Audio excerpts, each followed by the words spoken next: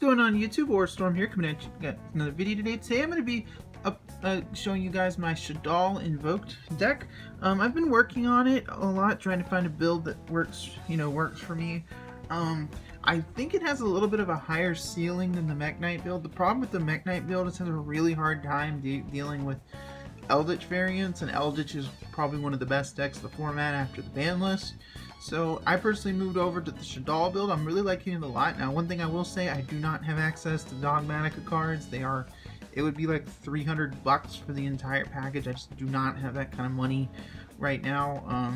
So that's not going to be in here. If I play it online, I probably will play it, but I do not have any of the Dogmatica cards. I'm playing purely with what I can get my hands on. So anyways, out of the way, we'll go ahead and get the deck profile. First off, of course, we have 3 Alistair. We all know how good Alistair is. Not going to waste too much time on him. He's the best, good normal summon, etc., etc. And then for the structure deck new additions, we have 3 Wendy's and 1 Ariel. This is a pretty standard ratio. Wendy can grab any of your Shaddolls from the deck, and then Ariel works with the trap card. Basically, you banish whatever monster you want to summon back, and then flip up Ariel, and then Ariel can grab that monster back to the field. It gives you another way to reuse your construct, so you don't have to summon another one, and it's also link fodder at that point as well. Its grave effect to banish things can also come up sometimes. In some matchups, such as against Eldritch, it really just depends on the matchup, but these are pretty standard ratios for these. Then for some of the rest of the Shaddoll engine, we have 2 Hedgehogs, 3 Squamata, 1 Beast, and 1 Doll, and 1 Dragon. So, I don't really, don't know how, Dragon is something you can definitely move over to the side deck, because it's depending on how much back row is running around, but this is a pretty good lineup. Squamata has always been a 3 of in my opinion, because it gets you any of your Shaddoll, any Shaddoll thing you need in the grave. This puts it in the grave. It's deck thinning, and it's just any Shaddoll name you need. Hedgehogs is a good search card, but you don't want to see multiples of it in your hand usually. Beast is a 1 of, because you can't normal summon it. It's level 5, but extra draws are nice, and Dragon's great against back row. Then for the hand traps, we have 3 copies of Gamma, of course the Brick Driver to go along with it, along with the 3 copies of Ghost Ogre and Snow Rabbit. I'm considering playing, and then of course the 3 Nibiru's, but I am considering playing Ash Blossom over the Ghost Ogre. But the main reason I have Ghost Ogre in here is for the Zexal matchup. Zexal was not banned on the last ban list, so I'm kind of stuck at this point. Personally, I'm planning on... So Ghost Ogre is one of the few cards that can actually stop the field spell that it attracts, which is really, really good. Being able to stop that field spell from resolving is great. And Gamma has been pretty good in testing. The argument people I've heard make against it in Shaddoll Invoked is that once you place a monster, it's dead. Which, if that's really an issue, I don't play Lambda, but you can play Lambda. But the main thing is you have so many spells, especially on a blind second deck like this, that can be negated with things like Ash Blossom. So you just Gamma them right in the middle of your plays. Can be really solid, can be really good. So personally, I think that this is a pretty good hand trap lineup. Nibiru kind of goes in and out depending on how people play around it, and it also can't be activated while you have Winda on the board.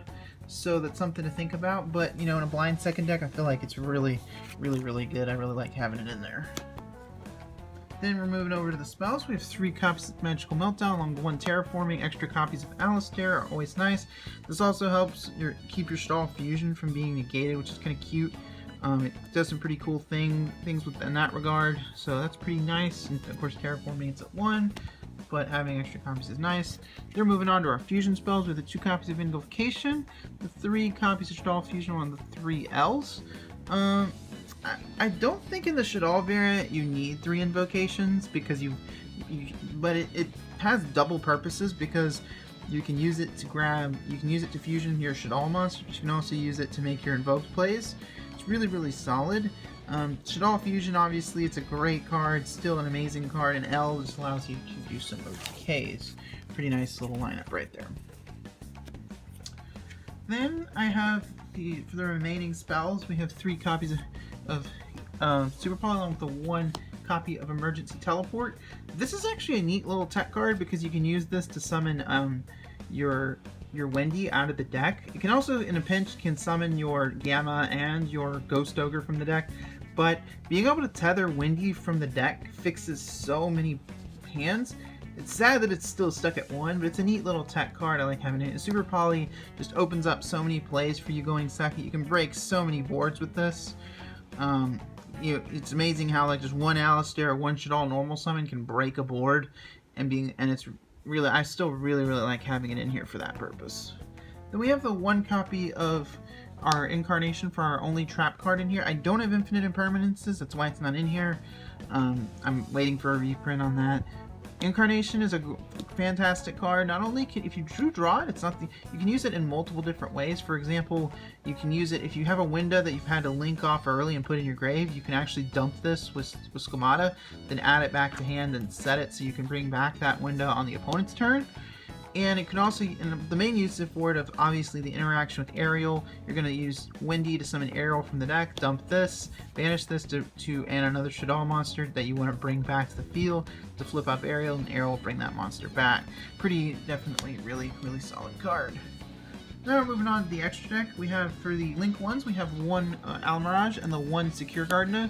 These are here because they work interaction to get, not only does these work with your Alistair to link it off, Gardena puts a light monster on the board if you need one for your construct, and Almirage is a fire type for your Purgatrio going second, which can be really good at pushing into boards, especially against a lot of these decks where, like for example, anything that's still playing Auroradon, if you're able to stop their initial play, but they have a bunch of tokens left on the board during the combo, you can take advantage of that with your Purgatrio. So pretty decent Link ones. Then for the Link 2s, we have 1 copy of Cross Sheep and 1 copy of Alistair, Evoker of Madness. These are great extenders for allowing you to get into your Link 4 plays. If you're able to summon a fusion underneath Cross Sheep, that is an instant Ball Sword going second, and because you'll have a fusion here, you'll have a thing here, and then you've got your Ball Sword, and if you add something like an L back to your hand, that's like an instant OTK. You can pump out tons of damage.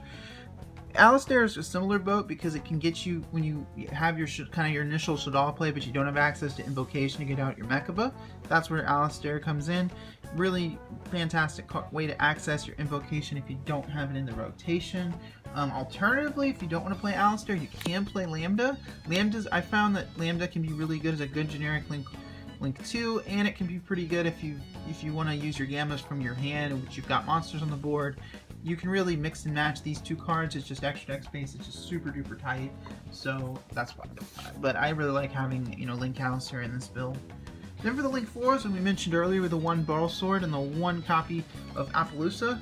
I don't have access to Access Code Talker, but honestly, Ball Sword accomplishes the same thing. It's just as easy. It's a little bit harder to summon, but in this deck you can pump it out no problem. And it's a really, obviously it's an OTK enabling machine. Appaloosa is really easy to summon. You just have to be very careful with it. If you commit to the Appaloosa play, you're going to have to summon more than 5 monsters. So you want to be extremely careful about when you summon your Appaloosa, because if you're going to have to summon more than 5, because you're going to have to commit to a Cross Sheep. So you have to be incredibly careful.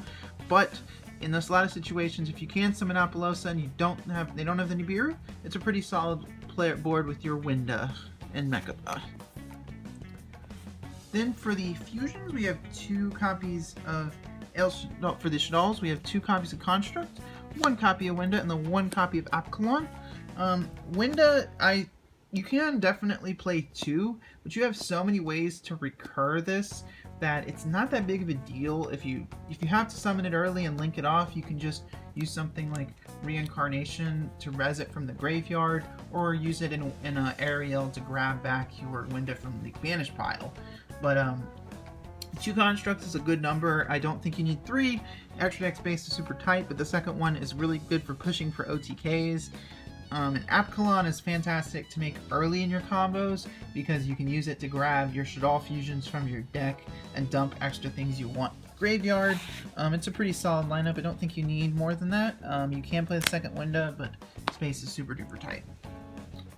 Then for the invoked fusions, we have the 1 copy of Purgatrio, the 2 copies of Invoked Mechaba, along with the 1 Caliga. I still really like the Caliga play. It doesn't come up as often, but being able to summon Winda and Caliga alongside something like an Apollousa is really hard for a lot of decks to deal with, because you've only got that 1 monster effect and Apollousa can negate it. You combine this with Apollousa, it just really locks your opponent out of a lot of their main plays. It's really, really solid. Mechaba, you could play the new Invoked Fusion from the, I can't remember its name, the other Invoked Fusion that came out in I don't remember the name of the set. There's another Invoked Fusion that came out. You can definitely play that instead of the second Mechaba, but I find the second Mechaba does come up enough to have it in here. And Purgatrio is a great OTK enabling card. Then for the last fusion, we have the 1 copy of Mud Dragon. This is simply here for a Super Poly target. Depending on the format, you can play a variety of different cards in this slot. If it's a very dark heavy format, you can play Starving Venom Fusion Dragon. If you're dealing with a lot of fusions at your locals, you can play something like Drago's Depelia, completely out. It really just depends on what the rest of your format is. You can play the Predaplant Fusion that requires 3 darks. It just depends on what the format is, but for now I have Mud Dragon in here. It's really up to you and your own personal preference, but you can play just here as a Super Poly target. Anyway guys, let me know what you guys thought of the Shaddoll Invoked deck profile down in the comment section down below. And as always, I'd like to thank you guys for watching. It's Warstorm, signing out.